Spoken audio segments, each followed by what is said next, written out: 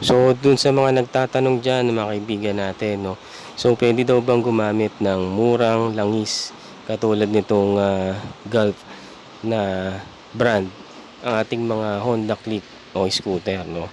So, puwede naman mga pre, basta na, nandun yung requirements na hinihingi ng ating scooter. Katulad nitong Gulf na 'to, so ang kanyang specs ay 10W30 at synthetic siya.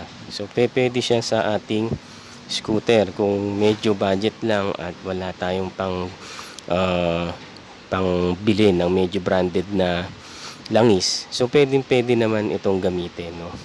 So, andiyan din naman yung requirements na hinihingi ng motor natin at, importante ay makapag-change oil tayo. So, andiyan yung kailangan mayroon siyang nakasulat sa likod na Jasso MB. So, ibig sabihin puwede 'yan sa scooter natin 'no, at synthetic siya at 10W30. Swak na swak 'yan sa ating mga Honda Click at ang Gulf naman ay international 'yan at made in Singapore at hindi naman siya local.